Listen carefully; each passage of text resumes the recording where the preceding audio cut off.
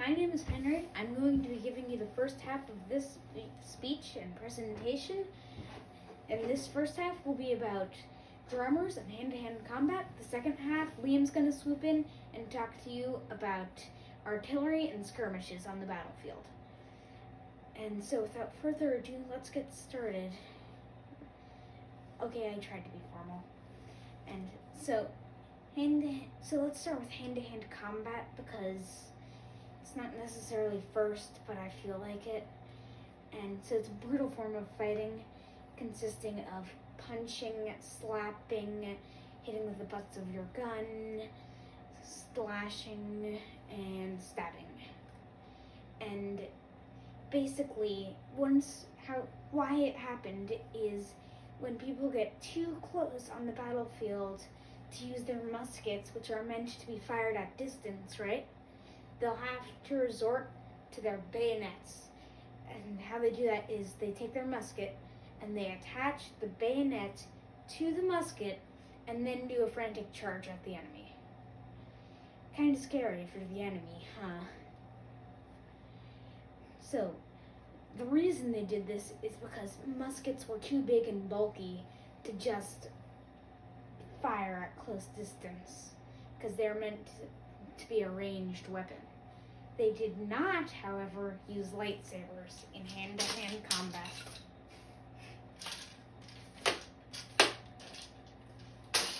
I wish they did, but... Alright, so now we're going to move on to drummers. And drummers were a pretty important part, despite being overlooked by a lot of people. Because these drummers, they told the army when to go, when to stop, when to set up camp, when to start eating, when to shoot your musket.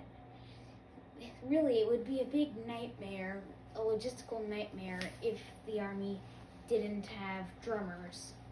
Also, not so fun fact about these drummers, most of them were children. And that's really all I have.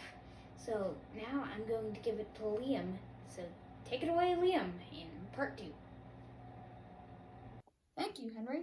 Now, as you can see here, I have two very important things. These are called artillery. Now, the South used two types of artillery, the cannon and the mortar. Now, the South usually had 10 cannons during a battle. Cannons are made of bronze and shoot giant iron balls 12 pounds. You can imagine the brutality that would cause. That's a trip to the emergency room, if you ask me. Wait, they have that? Oh. The mortars, on the other hand, were made from steel and shot giant iron mortar balls that would crush enemy soldiers. They usually would use 2 mortars because of the expense that they were. Amputation alert! Alright, the battles that happened in the Civil War were some of the most brutal in history. The troops would fight with muskets, rifles, and sometimes pistols, standing in columns. When one was knocked down, the one behind them would have to step up and take a place.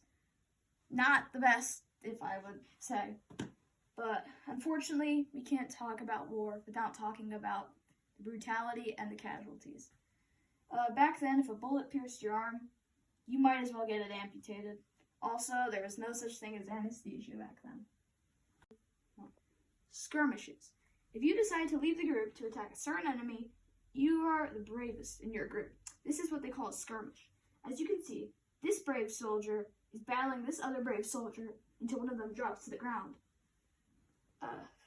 Skirmishes might be easier to fight since the muskets they have work better in close range.